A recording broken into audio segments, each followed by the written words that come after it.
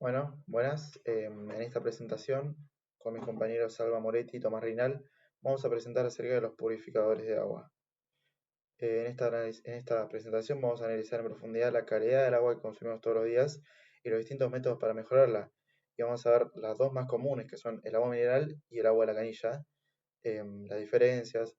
Vamos a ver la diferencia más que nada en cuanto al origen, la composición química en niveles minerales y los tratamientos que tienen antes de llegar a nuestro hogar.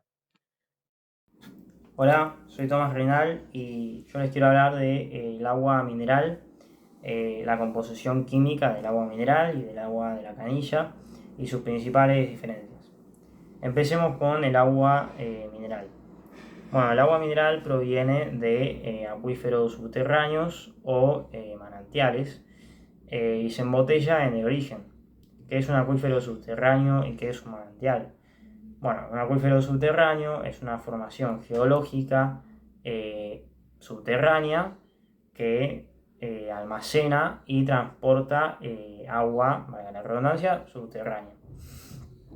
Bien, y el manantial, bueno, el manantial es el punto en la superficie en donde emerge el agua de manera natural. Lo explico brevemente, sigo.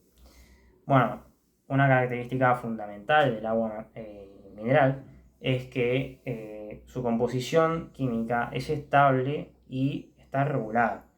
Que sea estable quiere decir que no cambia con el tiempo, o sea que es constante.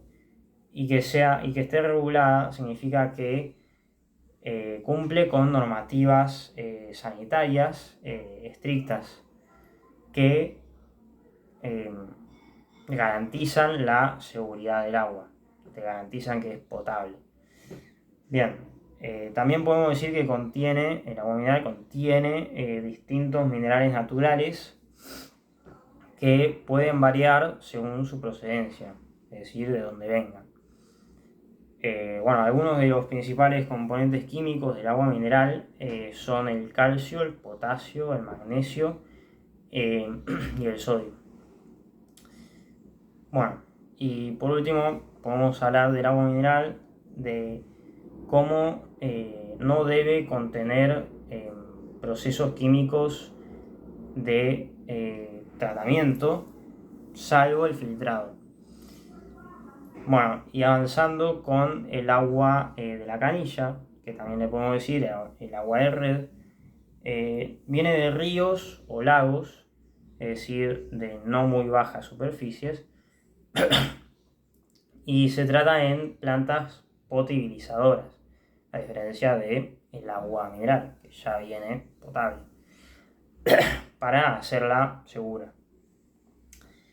Y bueno, algunos de los principales componentes químicos del agua mineral son obviamente el H2O, tiene también sales minerales como el potasio, el magnesio o el sodio, también carbonatos, sulfatos o cloruros, que pueden variar según la zona.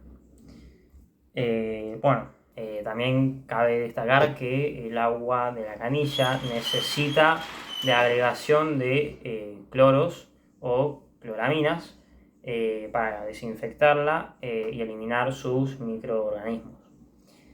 Bueno, terminando y avanzando con las diferencias del agua mineral y del agua de la canilla, vamos a definirlas en sus orígenes, en sus composiciones químicas y en sus procesos para que sean potables. Bueno, primero, el agua mineral, ya lo dijimos,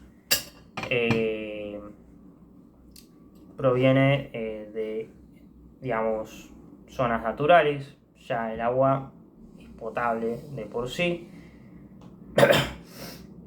mientras que el agua de la canilla necesita de un proceso, un tratamiento o una inclusión de cloro para que sea segura de tomar. Después avanzando con la composición química, podemos decir que el agua mineral contiene minerales que no se agregan artificialmente, por lo que, como ya había dicho, están presentes en el agua desde el subsuelo, mientras que el agua de la canilla necesita de agregaciones para que sea potable. Y bueno, terminando con los procesos que atraviesan antes de llegar al consumidor, podemos decir que el agua mineral no necesita de muchos procesos, más que a veces de filtrado, como mis compañeros van a explicar más adelante. Pero el agua de la canilla o el agua de red sí necesita muchos, o depende de la zona, tratamientos y agregaciones para que sea efectivamente potable. Bueno, en esta diapositiva voy a hablar de la ósmosis inversa, uno de los métodos más avanzados de purificación, ya que este proceso utiliza una membrana semi-impermeable extremadamente fina que retiene casi todas las partículas que el ojo humano no puede ver, como el sodio, cloruro, sulfatos, metales, plomo, mercurio, pesticidas, compuestos industriales y también microorganismos como bacterias o virus, para que no nos termine agarrando. La razón por la que es uno de los mejores sistemas es ya que elimina entre el 95 y el 99% de todas esas impurezas. Sin embargo, al ser tan eficiente, tiene un costo, ya que requiere un mantenimiento profesional, genera cierto agua que no utiliza, o sea, agua que se desecha durante el proceso. Por eso este método se usa principalmente en la industria, en las plantas desalinizadoras o en lugares donde donde la calidad del agua es muy baja. Porque, por ejemplo, yo acá en casa, yo sé que puedo ir al baño y tomar agua de la canilla y yo sé que no me va a pasar nada. Está bien que puede tener algunos tipos de metales por el tipo de cañerías que hay, em, pero yo sé que no me va a pasar nada porque el agua está en buen estado. Em, yo no puedo ir a un pueblo, ponerle, en mi campo, yo sé que no puedo tomar agua de la canilla porque el agua es de tan mala calidad em, que está lleno de microorganismos y de cosas que no son beneficiarias para el cuerpo. Entonces, en las casas particulares se puede usar, pero no siempre la opción más práctica por el costo, como dije antes, y por la necesidad de reemplazar la membrana, porque como dijimos, usar una membrana fina, hay que reemplazar la membrana con regularidad. Es efectivo, pero no siempre es más necesario, más si el agua es de buen origen. Yo sí, acá en casa no me sirve hacer una ósmosis inversa, ya que el agua de acá es potable. Bueno, ahora vamos a ver un método de purificación de agua que se llama intercambio iónico. Este método suele estar en purificadores domésticos y se combina necesariamente con otro método, en general el de carbón activado. ¿Qué beneficios tiene? Este método ablanda el agua y mejora el sabor. ¿Qué quiere decir que ablanda el agua? Existe agua blanda y agua dura. El agua dura es agua que tiene disuelto alto contenido de calcio y magnesio, generalmente en una forma iónica. Entonces, esta solución acuosa pasa por un tanque que está relleno de resina de intercambio iónico, se llama. Entonces, esta resina lo que hace es captar los iones de calcio y los iones de magnesio y los intercambia por otros iones que sean inocuos, es decir, que no sean perjudiciales para la salud. ¿Qué tiene de malo que el agua sea dura? Primero, puede resecar la piel. Aparte, esto forma una sustancia llamada sarro, que se puede acumular en cañerías o canillas y perjudicar el correcto funcionamiento. Y el otro beneficio es mejorar el sabor. ¿Por qué? Elimina metales pesados. Entonces, bueno, nuevamente mejora el sabor y el funcionamiento es el mismo. pasa por el tanque, se mezcla con las resinas y estas resinas captan los iones de metal pesado y lo intercambian por otros inocuos. Bueno, en esta diapositiva voy a hablar del filtro de carbón activado. Ahora, en contraste, el filtro de carbón activado es el método doméstico más común y accesible, ya que este filtro funciona mediante un proceso llamado adsorción. El carbón activado tiene una superficie porosa enorme, capaz de retener compuestos orgánicos y restos de pesticidas, especialmente el cloro, que es el más responsable del mal olor y el sabor desagradable en el agua de la canilla. Además, mejora notablemente el sabor y el olor que tiene esta agua. No elimina las sales minerales, lo que es positivo porque conserva los minerales en el cuerpo que el cuerpo necesite. Tampoco requiere un mantenimiento costoso. Normalmente lo único que hace falta es cambiar el cartucho cada algunos meses. Yo ese filtro lo tengo acá en la cocina y puedo decir que cambia mucho el sabor comparado con el de la canilla. A mí sí me gustó tomar de la canilla, pero el sabor y el olor cambian. Por eso es que este tipo de filtro es sostenible para un uso doméstico porque combina un buen rendimiento, un bajo costo y la facilidad de la instalación. Yo no necesito a alguien que venga y me lo instale en casa, sino que puedo hacerlo yo fácilmente o lo puede hacer cualquiera, ya que lo único que hay que hacer es cambiar un filtro que no vale una locura como la osmosis inversa. Em, pero en condiciones normales es suficiente para el uso diario. Ahora, si quiero ir a ponerlo, como por ejemplo dije antes, a un lugar donde el agua yo sé que no es potable, ahí quizás se me va a complicar un poquito, o quizás no va a eliminar todo. Em, por eso este es uno de los sistemas más usados y más eficientes para los hogares, por lo menos acá de Buenos Aires. Muchas gracias. Bueno, muy bien. Ahora, ¿qué nos conviene? ¿Agua del filtro o agua mineral?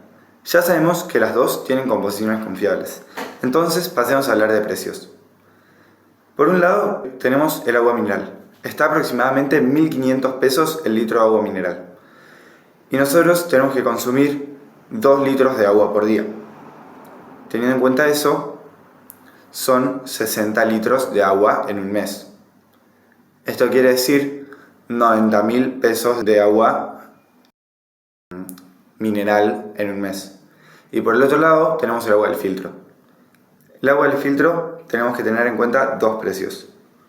El costo fijo, que es el del equipo, y el que varía, que es el del mantenimiento. ¿Qué quiere decir esto? El costo del mantenimiento depende de por cuánto tiempo lo usemos, mientras que el costo del equipo va a ser siempre el mismo. De equipo tenemos 130.000 pesos. Eso lo dividimos entre 60 meses, que es lo que dura el equipo como máximo. Y de mantenimiento tenemos 10.000 pesos por mes. Esto nos da un costo de 12.166 pesos por mes. Esto demuestra claramente que es mucho más barato consumir agua del filtro que agua mineral. Pero ¿qué pasa si yo en mi casa en vez de 60 meses voy a estar solo 2? ¿Qué pasa?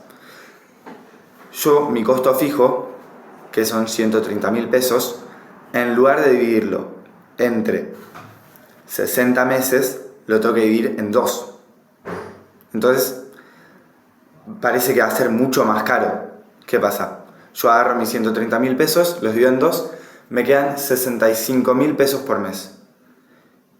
Y de vuelta le sumo los de mantenimiento, que son 10.000 más por mes. Entonces me quedan 75.000 pesos por mes. Lo cual quiere decir que, aunque yo vaya a estar solo 2 meses en mi casa, sigue siendo más barato consumir agua del filtro que agua mineral.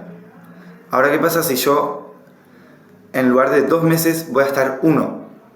Ahora sí nos conviene consumir agua mineral. ¿Por qué? Yo tengo mis 130.000 pesos y no los tengo que dividir. ¿Por qué? Porque solo voy a estar un mes. Más 10.000 pesos de mantenimiento. Entonces me quedan 140.000 pesos consumir agua del filtro por un mes. Esto nos demuestra que, a pesar de, en general, en los lugares estables ser más barato consumir agua del filtro, no siempre funciona así. Y esto hay que tenerlo en cuenta, porque cuando nos vamos de vacaciones, por ejemplo, no vamos a poner, por estar un mes en una casa, no vamos a hacer todas las instalaciones de un filtro. En su lugar, nos va a convenir consumir justamente el agua mineral embotellada. ¿Por qué? Porque el agua mineral solo tiene costo variable, no tiene costo fijo. Por eso, cuando vamos a estar poco tiempo, nos conviene consumir agua mineral.